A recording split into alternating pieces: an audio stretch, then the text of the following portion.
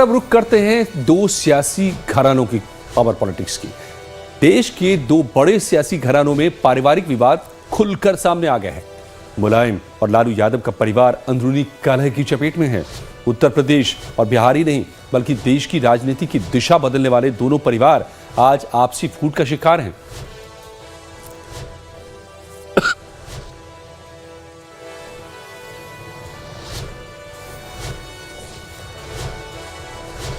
सवाल है कि आखिर क्यों दोनों परिवारों का यह हाल हुआ है। क्या यह सिर्फ संयोग है कि दोनों परिवार के कलह करीब करीब एक साथ सामने निकल कर आ रहे हैं, या फिर दोनों राजनीतिक परिवारों के बिखराव की वजह भी सियासत ही है। हम इसकी बात करेंगे, लेकिन सबसे पहले समझिए कि मुलायम परिवार में क्या हुआ है और फिर बताएंगे लालू परिवार का भी हाल।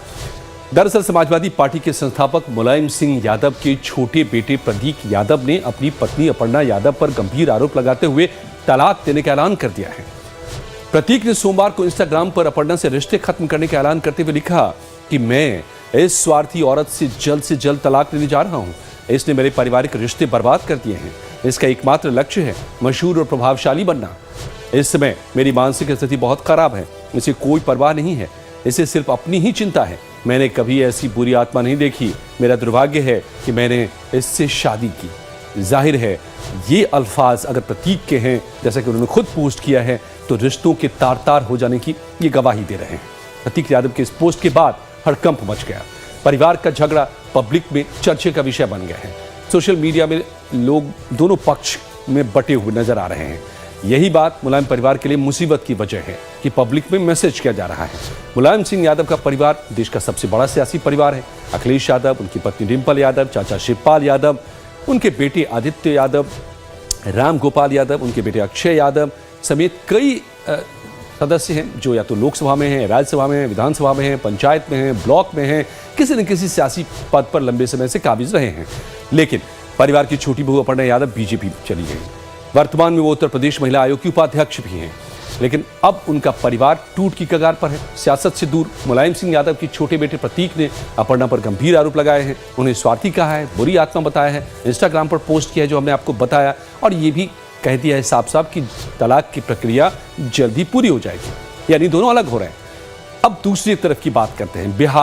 बिहार का सबसे बड़ा सियासी घराना भी पारिवारिक घमासान से गुजर रहा है। इस परिवार पर दो विलन का साया बताया जाता है। हालांकि ये परिवार के बीच से ही आया है, मगर इतना जरूर है कि ये विलन किसी हीरो से ज्यादा ताकतवर इस वक्त नजर आ रहा है। लालू के बड़े बेटे तेज प्रताप और बेटी रोहिणी आचार्य विलन के नाम की सरेआम घोषणा तो नहीं करते, लेकिन एक ने इस विलन को जयचंद कहा है तो दूसरे ने अब गिद्ध बता दिया है। इससे पहले भी कई विशेषण वो दे चुके हैं। कुछ इसी अंदाज में घर के सदस्यों के बीच सियासी घमासान चल रहा है। लेकिन आरजेडी सुप्रीमो लालू यादव और राबड़ी देवी खामोश हैं, और ये अपने आप में सबसे बड़ा सवाल है कि क्या अब बात उनके भी हाथ से निकल चुकी है, और ऐसे में क्या परिवार का बिखरना तय है? क्योंकि पत्रकार अगर कुरेदते भी हैं तो वो कहते हैं कि आपको तो सब पता है। तो असल में दो ऐसे बाहरी कैरेक्टर्स हैं जिनका तेजस्वी पर गहरा प्रभाव माना जाता है। ये हैं संजय यादव और रमीश। तेजस्वी यादव पर इन दोनों की इतनी पकड़ मानी जाती है कि इनके आगे पार्टी नेताओं की छोड़िए लालू परिवार के सदस्यों तक की नहीं चलती, और यही लालू परिवार के कलह के पीछे की सबसे बड़ी वजह बन गई है। और इससे पहले भी रोहिणी यादव संजय यादव पर लगातार इसी को लेकर हमलावर रही है।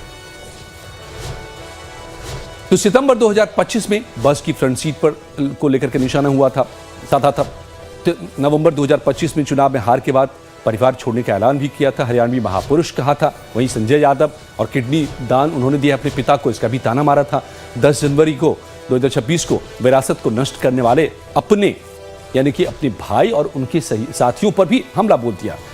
तो असल में लालू परिवार का यह महाभारत बिहार विधानसभा चुनाव के पहले से लेकर अब तक जारी है, और इसमें एक तरफ रोहिणी आचार्य और तेज प्रताप यादव नजर आ रहे हैं, तो दूसरी तरफ तेजस्वी और संजय यादव रमीज की तिकड़ी है, जिन्हें रोहिणी ने अपने और अपनों के षड्यंत्रकारी कह के भी संबोधित किया है। तो सवाल यह है कि आखिर इनके पीछे की सबसे बड़ी वजह क्या है, और उसको समझिए तो कहीं न कहीं इस परिवार में जो बाहरी लोगों का वर्चस्व बढ़ा है, या फिर सत्ता से लगातार जो दूरी रही है, इन सब ने इस परिवार में ये हालात पैदा कर दिए हैं। और इस वक्त सवाल यही है कि आगे क्या होगा। ये परिवार अपना वर्चस्व बनाए रखेगा या कहीं परिवार के भीतर के वर्चस्व की लड़ाई में कहीं परिवार तो नहीं बिखर जाएगा।